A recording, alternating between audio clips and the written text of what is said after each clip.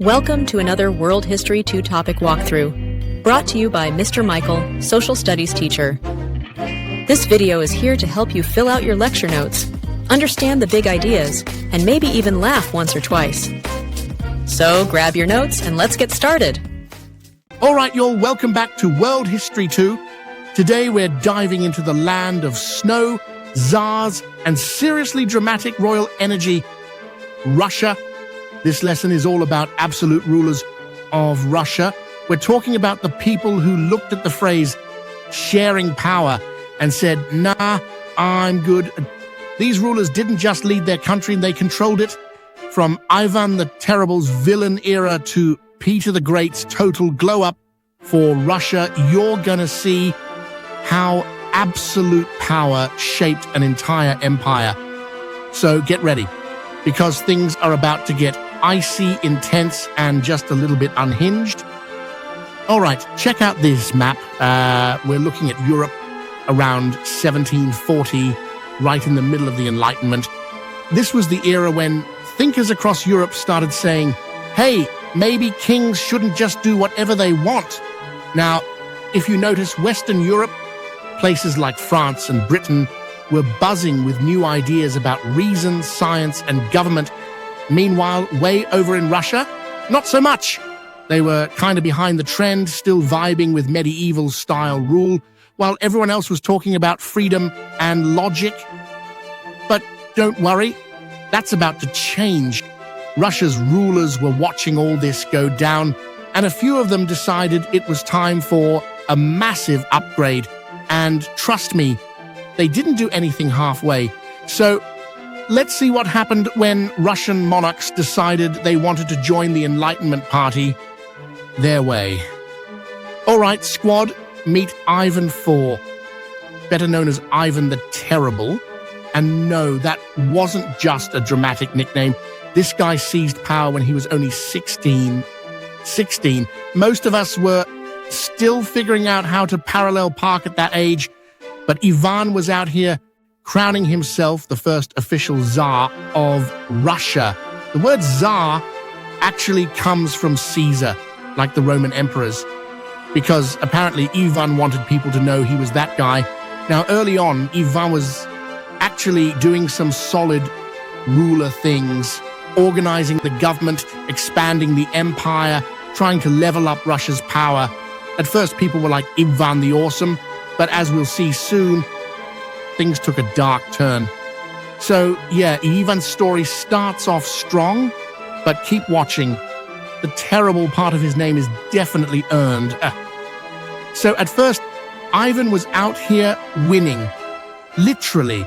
He expanded Russia's borders, secured military victories, and even created a fair code of laws.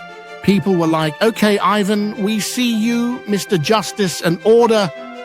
But then things took a massive nosedive. In 1560, Ivan's wife, Anastasia Romanov, died, and Ivan completely lost it. He became convinced that the boyars, who were the land-owning nobles, had poisoned her, and when you're an absolute ruler who doesn't trust anyone, that's a dangerous combo. So what does Ivan do? He unleashes his own secret police, called the Oprichnina, to hunt down anyone he thinks might be a traitor. Translation: if Ivan didn't vibe with you, you probably didn't survive long. So yeah, Ivan went from national hero to full-on paranoia mode. But trust me, Russia's roller coaster of rulers is just getting started. So remember how Ivan the Terrible was already on edge? Yeah, it gets worse. During one of his famous rage fits, Ivan ends up killing his own son, the heir to the throne. Like, imagine being so angry you rage quit your dynasty. That moment sealed his tragic legacy.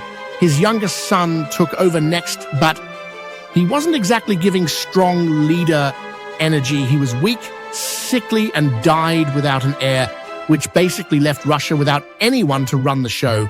With no clear ruler, the boyars, those same nobles Ivan hated, swooped in and picked Anastasia's grandnephew to take the throne, and just like that, Russia's back to political chaos. So yeah, Ivan's story ends with no heir, no stability, and a country in total disarray. But out of that chaos, a brand new royal family is about to rise, the Romanovs. All right, so after all that chaos, Russia's like, we seriously need a rebrand. Enter the Romanov dynasty, the new power players in town.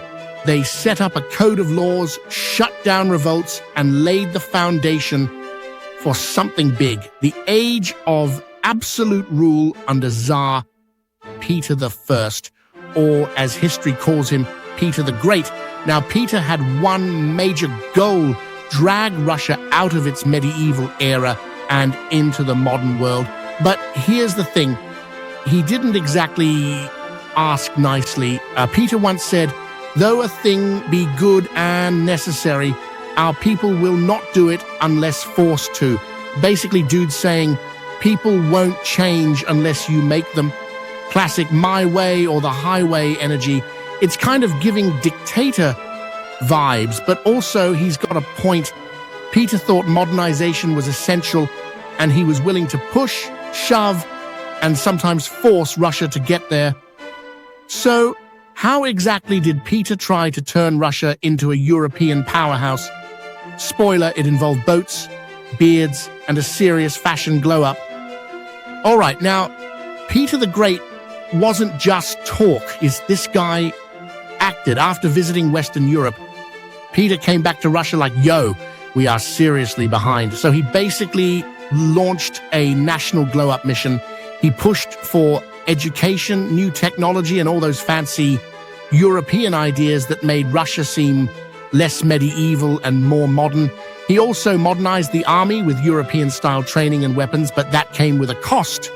Literally, Peter slapped some heavy taxes on his people to fund his massive military. Bro really said, we can't be great without some cash. And let's talk about his obsession with a warm water port. Peter wanted easy access to Western trade and influence, so he built St. Petersburg on the Baltic Sea, a brand new city from scratch. Imagine saying, yeah, I'll just make a whole new capital, no big deal.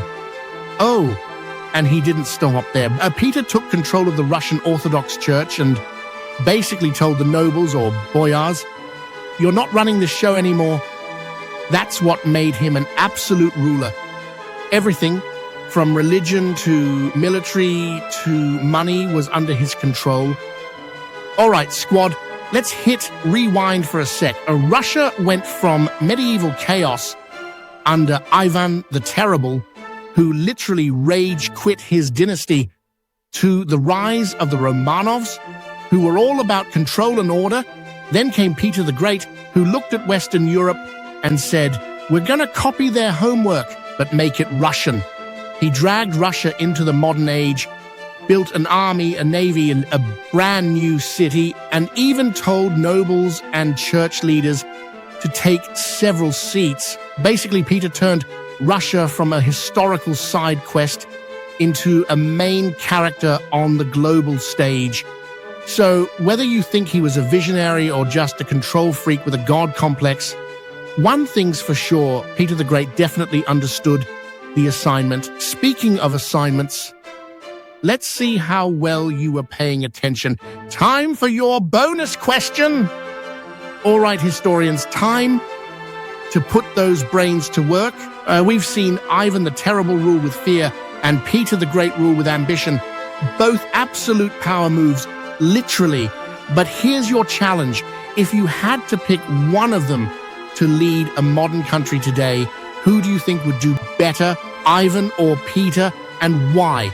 Drop your answer in the comments for a chance to earn a bonus point on your next assessment. And don't forget, if you're vibing with these history lessons, hit that like button so I know you want more.